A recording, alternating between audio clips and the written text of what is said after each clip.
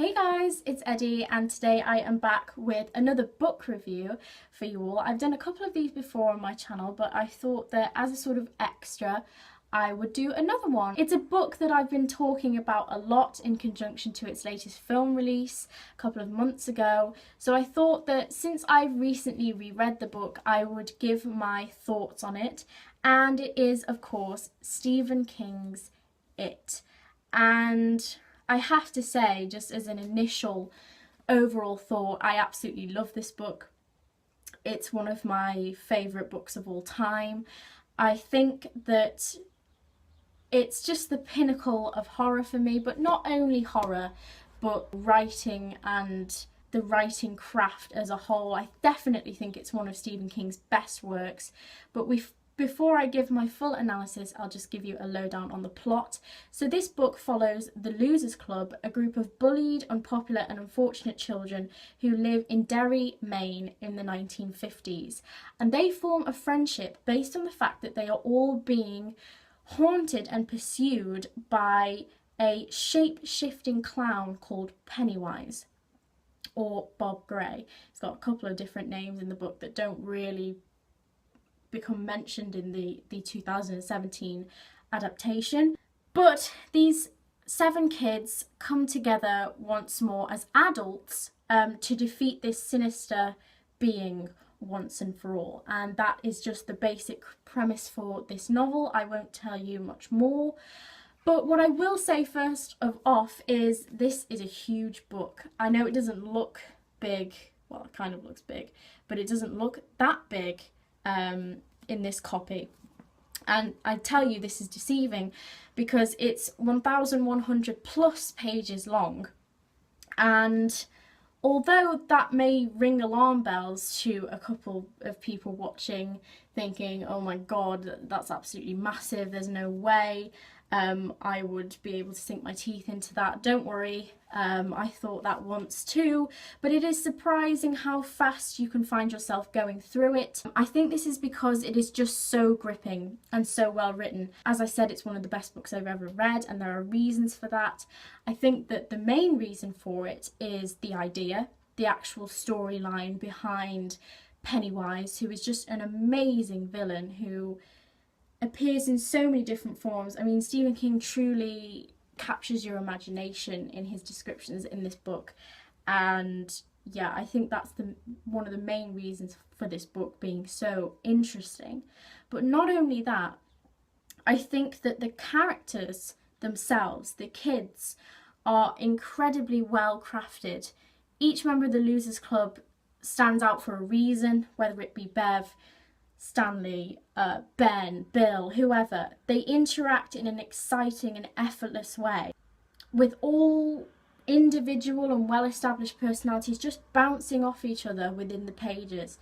And as I've mentioned in my It 2019 Dreamcast video, Richie Tozier is my favourite member of the Losers Club. I think he's probably one of the best Stephen King characters that he's ever written.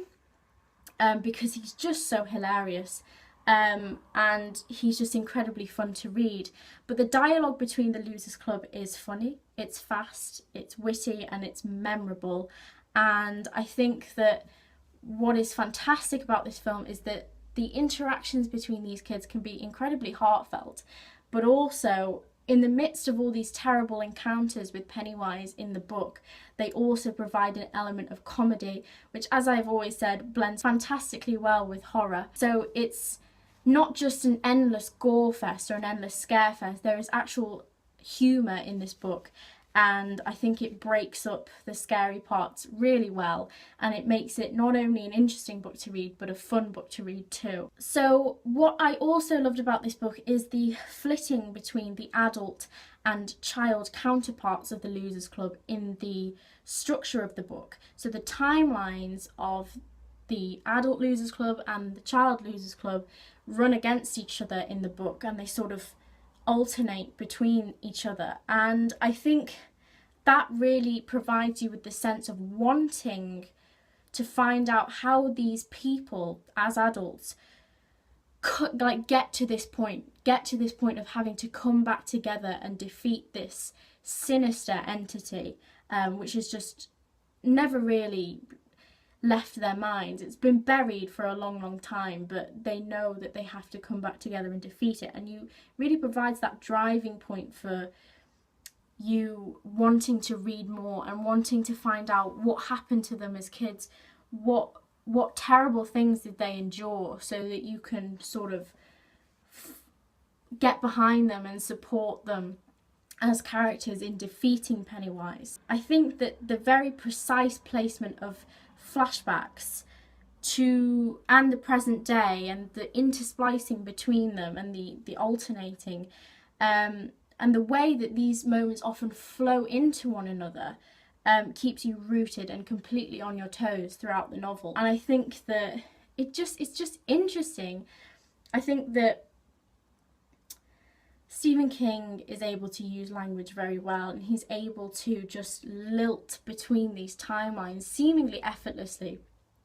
Obviously, it took incredible planning and, you know, a really careful hand when crafting this book, but I think that it just serves to make you incredibly invested in these characters and to really want to know what's happening in their story that gets them to this point. I think that the structure is excellent in this book, and it keeps you turning the page until you reach that 1000 mark, I can assure you. Even in the areas which I thought would get a little bit boring fast, such as Mike's detailing of Derry's history, turns out to be interesting. Obviously not as gripping as some of the Losers Club versus Pennywise scenes, which are just heart-racing and heart-pounding moments, but they are still intriguing because it all is building upon the lore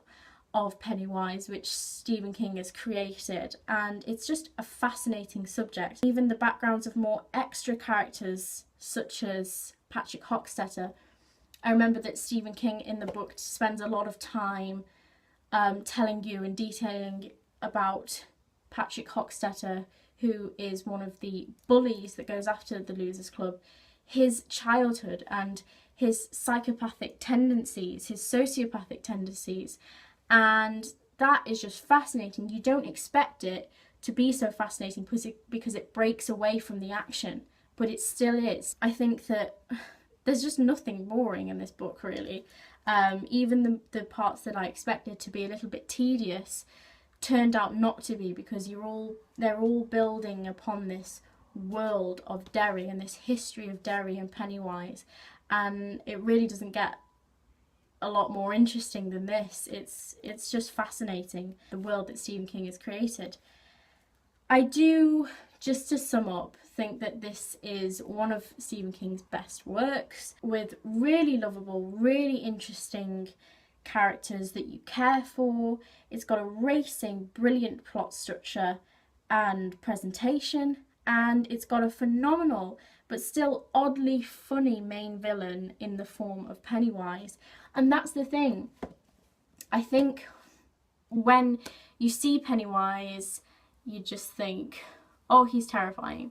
So if you've seen him in the 1990 TV film, or you've seen him in the 2017 movie adaptation, you think he's just scary. But a lot of the times I find Pennywise really funny, simply because of the way that he taunts the kids and the things that he says. Obviously, some of it is pretty horrific and pretty gruesome, but I still think that the blend of horror and comedy in this book is spectacular. And I think that Pennywise, with all his history and all his sort of lore, is just a really fascinating villain, and I really couldn't get enough of him in the book. So yeah, if you have the time to read it, I would highly recommend reading this book. Now, I do say if you have the time, but I read this while I was at university in the first term this year, and I read it, you know, just a chapter or so before I went to bed. And obviously it took me a while, but I was so gripped by the story that it actually took me a lot quicker than I thought it would. So don't be daunted by its size. It's just a page turner from start to finish, and I can't recommend it more highly. So yeah, give it a try. I mean, people have been crazy with the success of it, and I'm glad that it's getting the recognition that it deserves.